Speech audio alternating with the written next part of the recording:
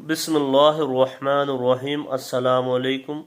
آج ہم دو صحابہ رضی اللہ عنہم کے بارے میں بات کریں گے، حضرت سعد بن ابی وقاص اور حضرت مقداد بن اسود رضی اللہ عنہم۔ انہوں نے جس طرح دین اسلام کی خاطر شروع کے دنوں میں بھوک اور تکالیف کو برداشت کیا۔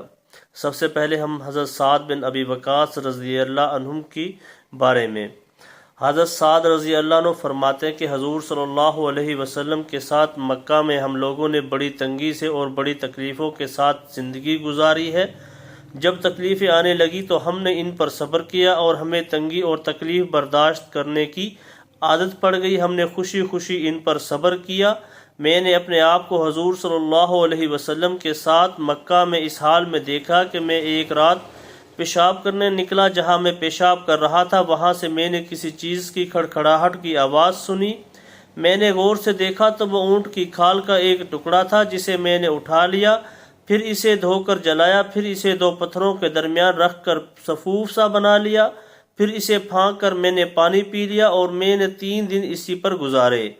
حضرت سعد بن ابی وقاص رضی اللہ عنہ فرماتے ہیں کہ عربوں میں سب سے پہلے میں نے اللہ کے راستہ میں تیر چلایا۔ ہم لوگ حضور صلی اللہ علیہ وسلم کے ساتھ غزوات میں جایا کرتے تھے۔ ہمارا کھانا صرف ببول اور کیکر کے پتے ہوا کرتے تھے، جس کا نتیجہ یہ ہوا کہ ہم لوگ بکریوں کی طرح مینگنیاں کیا کرتے جو علیحدہ علیحدہ ہوتی، خشک ہونے کی وجہ سے ان میں چپکاہٹ نہ ہوتی۔ حضرت مقداد بن اسود اور ان کے 2 ساتھیوں رضی اللہ عنہم کی بھوک۔ حضرت مقداد بن اسود رضی اللہ عنہ فرماتے ہیں کہ ایک مرتبہ میں اور میرے 2 ساتھی اس حال میں آئے کہ بھوک اور فقر و فاقہ کی وجہ سے ہمارے کانوں کی سننے کی طاقت اور آنکھوں کی دیکھنے کی طاقت بالکل ختم ہونے والی تھی۔ ہم لوگ اپنے آپ کو حضور صلی اللہ علیہ وسلم کے صحابہ رضی اللہ عنہ پر پیش کرنے لگے کہ ہمیں اپنے ہاں لے جا کر پلائیں، لیکن ہمیں کسی نے قبول نہ کیا، اس لیے کہ ہم سب کا حال ایک جیسا تھا، یہاں تک کہ حضور صلی اللہ علیہ وسلم ہمیں اپنے گھر لے آئے۔ آپ صلی اللہ علیہ وسلم کے گھر والوں کی صرف 3 بکریاں تھیں جن کا وہ دودھ نکالا کرتے۔ پھر آپ صلی اللہ علیہ وسلم درمیان میں دودھ تقسیم کیا کرتے۔ ہم لوگ حضور صلی اللہ علیہ وسلم کا حصہ اٹھا کر رکھ دیا کرتے۔ آپ صلی اللہ علیہ وسلم جب تشریف لاتے تو اتنی آواز سے سلام کرتے کہ جاگنے والا سن لے اور سونے والے کی آنکھ نہ کھلے۔ ایک دن مجھ سے شیطان نے کہا، کیا ہی اچھی بات ہو اگر تم حضور صلی اللہ علیہ وسلم کے حصے کا یہ گھونٹ بھر دودھ بھی پی لو، کیونکہ حضور صلی اللہ علیہ وسلم انصار کے پاس چلے جائیں گے تو وہ حضور صلی اللہ علیہ وسلم کی کچھ نہ کچھ تواضع کر دیں گے۔ شیطان میرے پیچھے پڑا رہا یہاں تک کہ میں نے حضور صلی اللہ علیہ وسلم کے حصے کا دودھ پی لیا۔ جب میں پی چکا تو شیطان مجھے شرمندہ کرنے لگا اور کہنے لگا، یہ تم نے کیا کیا؟ محمد صلی اللہ علیہ وسلم آئیں گے اور جب اپنے حصے کا دودھ نہ پائیں گے تو تیرے لیے بد دعا کریں گے تو تو برباد ہو جائے گا۔ میرے دونوں ساتھی تو اپنے حصے کا دودھ پی کر سو گئے اور مجھے نیند نہ آئے۔ میں نے ایک چادر اوڑھی ہوئی تھی جو اتنی چھوٹی تھی، اگر میں اس سے سر ڈھانکتا تو پیر کھل جاتے اور پیر ڈھکتا تو سر کھل جاتا۔ اتنے میں حضور صلی اللہ علیہ وسلم اپنے معمول کے مطابق تشریف لائے اور کچھ دیر آپ صلی اللہ علیہ وسلم نے نماز پڑھی۔ پھر آپ صلی اللہ علیہ وسلم نے اپنے پینے کے برتن پر نظر ڈالی۔ جب آپ کو اس میں کچھ نظر نہ آیا تو آپ صلی اللہ علیہ وسلم نے اپنے ہاتھ اٹھائے۔ پھر میں نے اپنے دل میں کہا کہ اب حضور صلی اللہ علیہ وسلم میرے لیے بد دعا کریں گے۔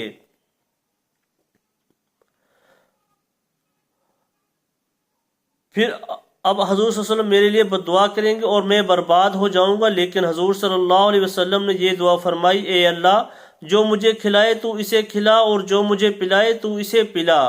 یہ سنتے ہی خلاف توقع حضور صلی اللہ علیہ وسلم کی دعا کرنے سے متاثر ہو کر میں نے چھری اٹھائی اور اپنی چادر لی اور بکریوں کی طرف چلا اور ان کو ٹٹولنے لگا کہ ان میں سے کون سی موٹی ہے تاکہ میں اسے حضور صلی اللہ علیہ وسلم کے لیے ذبح کروں، لیکن میں دیکھ کر حیران ہو گیا کہ تمام بکریوں کے تھن دودھ سے بھرے ہوئے تھے، حالانکہ تھوڑی دیر پہلے ہی ان کا دودھ نکالا تھا۔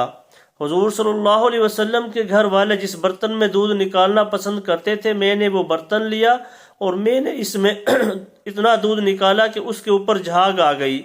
پھر میں حضور صلی اللہ علیہ وسلم کی خدمت میں آ کر وہ دودھ پیش کیا۔ آپ صلی اللہ علیہ وسلم نے اسے نوش فرمایا اور پھر مجھے دیا، میں نے اس سے پیا۔ میں نے پھر آپ صلی اللہ علیہ وسلم کو پیش کیا، آپ صلی اللہ علیہ وسلم نے اس میں سے پھر نوش فرمایا، پھر مجھے دیا، میں نے اس میں سے دوبارہ پیا۔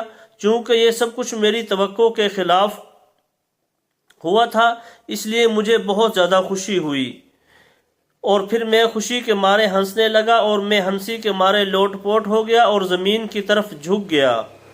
آپ صلی اللہ علیہ وسلم نے مجھ سے فرمایا، اے مقداد، یہ تیری حرکتوں میں سے ایک حرکت ہے۔ تو میں نے جو کچھ کیا تھا وہ میں آپ صلی اللہ علیہ وسلم کو سنانے لگا۔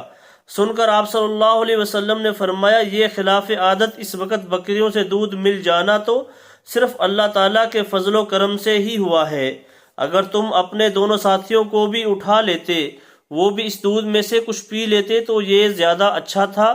میں نے عرض کیا، قسم ہے اس ذات کی جس نے آپ کو حق دے کر بھیجا ہے، جب آپ نے یہ دودھ نوش فرما لیا اور آپ صلی اللہ علیہ وسلم کا بچا ہوا دودھ مجھے مل گیا تو اب مجھے کسی کی پرواہ نہیں، کسی کو ملے یا نہ ملے۔ یہ انہوں نے حضور صلی اللہ علیہ وسلم کے تبرک کے مل جانے پر خوشی کے اظہار کے لیے کہا ہے۔ ابو نعیم نے طارق کے ذریعہ سے یہ روایت یوں بیان کی ہے کہ حضرت مقداد رضی اللہ عنہ فرماتے ہیں کہ جب ہم لوگ مدینہ پہنچے تو حضور صلی اللہ علیہ وسلم نے ہمیں 10 کر کے ہر گھر پر تقسیم فرما دیا۔ میں ان 10 مسلمانوں میں تھا جو حضور صلی اللہ علیہ وسلم کے حصہ میں آئے تھے، اور ہمارے پاس صرف ایک بکری تھی جس کا دودھ ہم آپس میں تقسیم کیا کرتے تھے۔ جو کچھ پڑھا ہے اللہ تعالی ہم سب کو